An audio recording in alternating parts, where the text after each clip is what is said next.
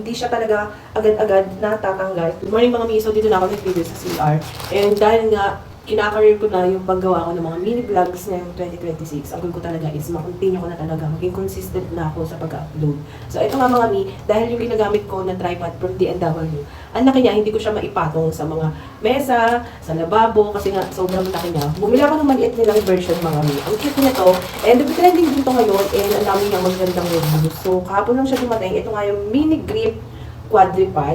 So, ayan siya. Ang cute niya. And ang kagandahan dito mga mi, magnetic na siya. So, ayan. Meron din naman silang isa nito na hindi siya magnetic. Yung parang meron siyang i-clip na ganun. Kagandahan dito, 360 rotating na siya. And ayun nga, magnetic, quadruped bracket, and wireless na rin siya. Sa totoo lang, trusted ko talaga yung brand ng TNW.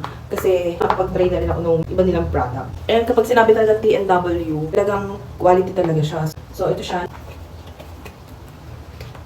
Ang kagandahan kasi dito mga mi, kung magbibideo ka outdoor, pwede mo siya dalhin kasi ang liit niya lang.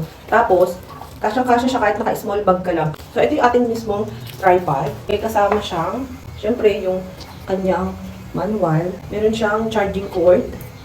Then, meron siyang ganito. Kasi pwede mo siyang ilagay sa bag nga, pwede mo siyang isabit. And kagandahan sa kanya mga mi, meron na rin siyang kasama dust bag. So, ito siya. Kung walang magnetic yung mga phone case ninyo, okay lang kasi meron siyang kasama na ganito. So, dinidikit lang to sa likod ng phone case natin para magamit natin yung ating tripod. And based sa mga reviews na napanood ko, makapit yung magnet ng tripod na to. So, ito siya. Kapag binili niyo siya, may kasama na siyang ganyan, may patali na siyang ganyan. And natatanggal tong pinaka-remote niya.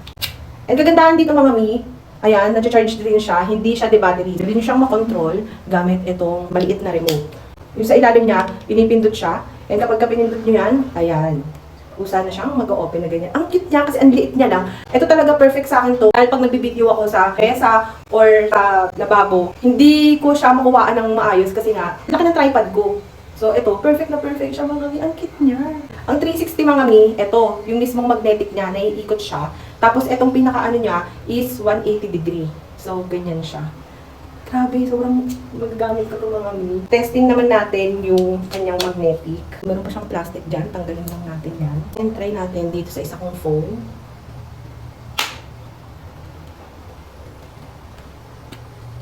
Isa pa. So legit nga mga mi, sobrang makapit yung magnetic niya. Nung una kasi bago ko to orderin, nagdadalawang isip ako sa kanya kasi ang iniisip ko, baka pag ginamit ko siya, tapos nag-video ako ng nakaganyan, baka malaglag yung phone ko. Pero talagang sobrang legit siya mga mi, makapit yung magnetic niya. So hindi siya talaga basta-basta na tatanggal.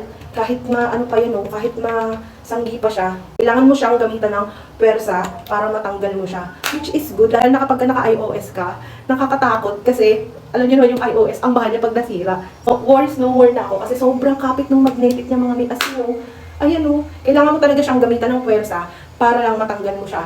Pwede mo siyang gamitin na nakaganyan. Ayan, naiikot siya. And pwede din naman itong mismong na to, yung kinakapitan niya, yung i-gaganyan natin. So, ganyan siya mga mi. Sa mga nagbablog, ayan, sa mga nag-YouTube, ganyan siya.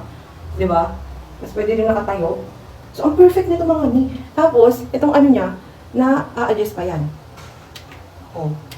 Kumbaga, lahat ng angulo na gusto nyo kuhaan, makukuhanan talaga using this mini tripod from TNW. Sobrang functional niya, ang ganda niya. Kapag nasa outdoor ka, pwede ka na mag-video ng ganyan. Hindi mo na kailangan gamit lang yung phone mo na nakaganon ka. Ito na lang yung gagamitin mo. Hindi rin siya nakakahiyang gamitin kasi ang liit niya nga lang, hindi siya bulky, unlike ng ibang tripod. So, kahit pa paano, okay siyang tingnan kapag ka nasa outdoor ka, tapos nagbibideo ka, gumagawa ng content. Diba? Sobrang perfect niya. Talagang makakapag-create ka na ng mga content mo kahit nasaan ka, nasa outdoor ka. And hindi ka naman problema sa tripod kasi nga, meron ka na nito. Kaya naman kung gusto nyo rin ito, ilalagay ko siya dyan sa ating yellow basket or sa comment section. And meron ding isang color pa to, kung hindi kayo mahilig sa black, meron siyang white. So may option kayo sa two colors, black and white. So may naantay nyo kung bet nyo rin ito, ilalagay ko lang siya dyan sa ating yellow basket or sa comment section.